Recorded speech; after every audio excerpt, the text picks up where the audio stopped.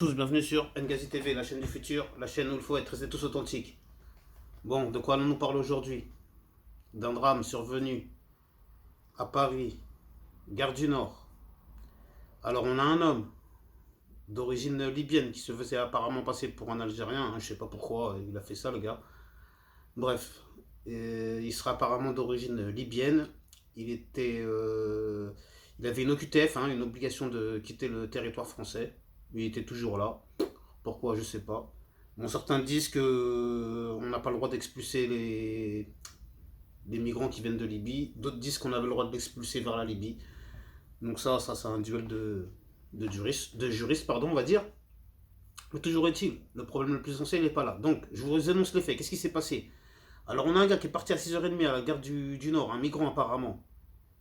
Hein, je viens de le dire, qui vient de Libye. Il est parti, qu'est-ce qu'il a fait? Il a poignardé 6 personnes jusqu'à que les forces de l'ordre arrivent, la police lui tire dessus. Bon, il a été transféré d'urgence à l'hôpital. Je crois que son pronostic vital pardon, est engagé. Hein. Donc je sais pas, est-ce qu'il est mort, est-ce qu'il est dans le coma ou est-ce qu'il est vivant?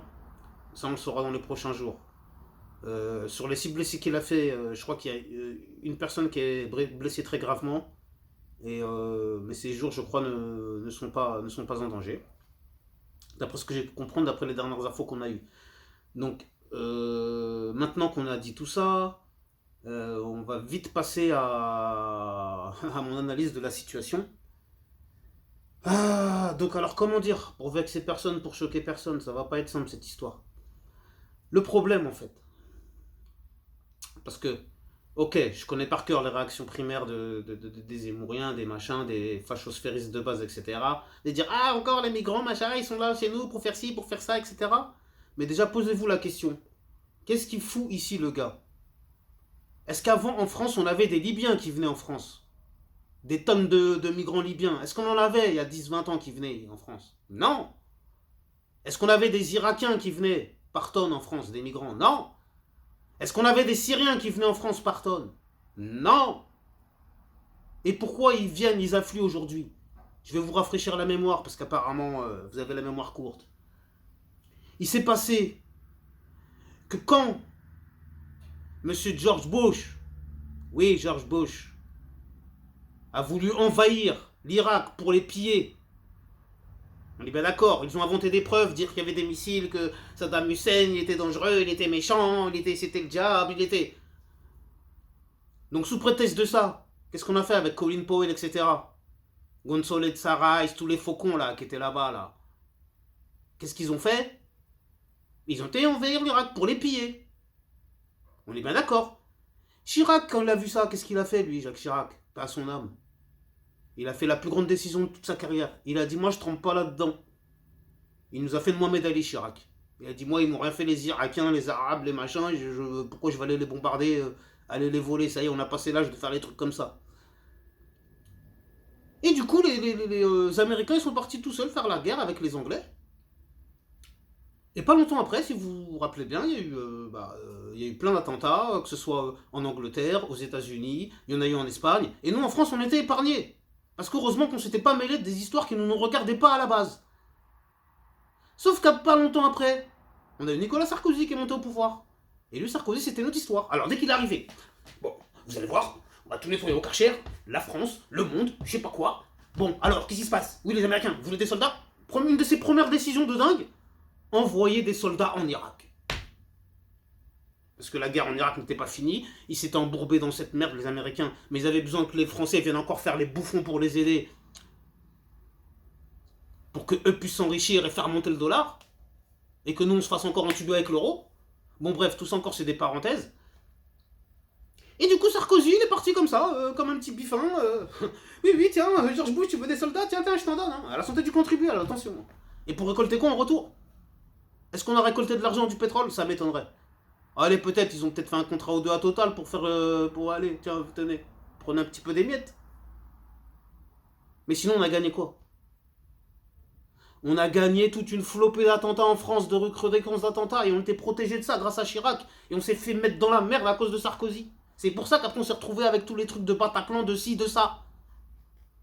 Donc ça, avant de pointer les migrants qui viennent, faut se demander pourquoi nos dirigeants, on les a élus et on les a laissés faire ça.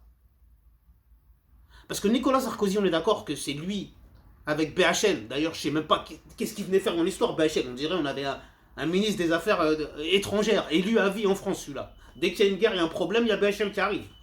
Et on sait pas pourquoi il se retrouve sur le terrain, on dirait c'est lui, c'est le général. Et ça choque personne, ça aussi. Bref, ils sont partis faire la petite guéguerre. Donc à mon avis, là, le Sarkozy, il le tenait par les coronesses en disant, écoute-moi bien, le Sarko, là. Soit tu vas nous écouter, tu vas nous débarrasser de Kadhafi. Ou soit on va sortir toutes les casseroles que tu as sur lui. Et d'ailleurs, on est au courant qu'il t'a financé pour ta campagne, là. Donc, et ça, c'est pas des légendes, ce que je vous dis. Il y a des procès contre Nicolas Sarkozy pour ça. Et moi, je suis choqué de ce Nicolas Sarkozy. Vous allez dire que je m'acharne sur lui, mais c'est normal. Parce que moi-même, avec mon passé de délinquant, j'ai l'impression que mon casier judiciaire, c'est un casier judiciaire de puceau comparé à Nicolas Sarkozy. Tout ce dont on l'accuse. Lui qui devait nous débarrasser des racailles, alors que lui-même, c'était le roi de la racaille. Eh oui, eh oui. Incroyable. Incroyable. Là, je suis super fier de cette analyse. Là. Bon, c'est pas fini. On va pas se jeter les fleurs, on va finir d'abord le boulot. Donc, on a eu la magnifique idée de se débarrasser de Kadhafi, alors que Kadhafi, à la base, qu'est-ce qu'il voulait faire, lui? Il voulait aider son peuple. Mais demandez aux Libyens. En Libye, ils vivaient mieux qu'en France. Renseignez-vous. En Libye, t'avais pas d'argent, on vous payait le permis, on vous payait une voiture, on vous donnait un terrain, vous pouviez faire ce que vous vouliez, on vous payait les machines, on vous payait les formations, tout ça gratuit. Vous avez besoin d'un appartement, gratuit. Il n'y avait pas d'histoire comme en France, SDF, clochard, tout ça, machin, je peux pas, l'essence, non, non, non. Et ce fameux Kadhafi qu'on a voulu nous salir, il avait des grands projets pour l'Afrique. Quels étaient-elles? Déjà, il voulait envoyer un satellite à ses propres frères. Hein. Un satellite, écoutez bien, pour les communications en Afrique et offrir le téléphone gratuitement à tous les Africains. Mais est-ce que vous vous rendez compte du cataclysme qu'il allait créer au niveau de la télécommunication mondiale? Deuxième point, il comptait créer l'Organisation des Nations Unies. Oui, je vous le dis, l'Organisation des Nations Unies africaines. Donc une armée pour défendre en cas de conflit, en tas de... Donc ça s'organise, c'est pas bon pour les Occidentaux, etc. Et cerise sur le gâteau, il voulait créer le dollar africain. Donc il aurait bouleversé toute l'économie mondiale. N'en doutez pas. Donc la solution ultime, ça a été de... Non, non, non. Parce que, rendez-vous compte, dans une majeure partie de pays africains, qui sont soi-disant, hein, je dis bien, soi-disant indépendants, ils ont encore le franc CFA, qui est géré par la France et l'Europe. Mais est-ce que vous trouvez ça normal? Et après, on va me dire que la France, les Occidentaux, les Européens n'ont plus rien à voir avec... Bah, dans ce cas-là, laissez-les se démerder avec leur propre monnaie. Comme l'a voulu faire le colonel Kadhafi. Ah, parce que vous saviez hein, que le dollar, il allait... Hein, le dollar, il allait chuter, l'euro allait chuter, tout allait chuter. Et le dollar africain, il allait... Hein, d'ici 10, 15, 20 ans, il allait risquer d'être la première monnaie mondiale. Vous le savez très bien, tout ça. Vous le savez très bien. Donc, vous me dites, mais pourquoi il nous parle de tout ça?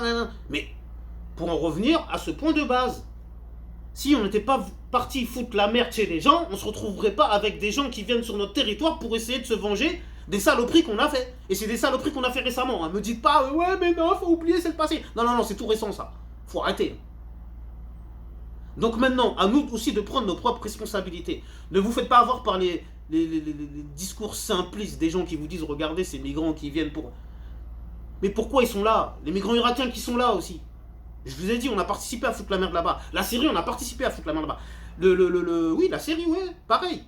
Donc si on se retrouve avec des Syriens ici qui viennent se dire que vous êtes partis bombarder chez nous, faire le gendarme du monde, et ben il y en a qui viennent ici aussi faire le gendarme du monde à leur propre façon. Donc moi, je dis pas ça en disant que... pour justifier ces faits-là. Je suis juste là pour les expliquer. Parce que ça détonne ou ça donne une autre vision des choses que ce que va me montrer la télé et les grands médias. Bon, je vais devoir m'arrêter là, pardon. La vidéo sera trop longue. N'oubliez pas de vous abonner, surtout si vous êtes resté jusque la fin. Je pense avoir dit l'essentiel de cette information. J'espère que cette émission vous aura plu. A bientôt, restez tous authentiques. N'oubliez pas de vous abonner. Pardon, s'il vous plaît, c'est très important. Prenez soin de vous et de vos proches. Que Dieu veille sur vous. Amen, amin, shalom, pas de jaloux. À bientôt. Restez tous authentiques. Merci de m'avoir suivi. À bientôt, merci.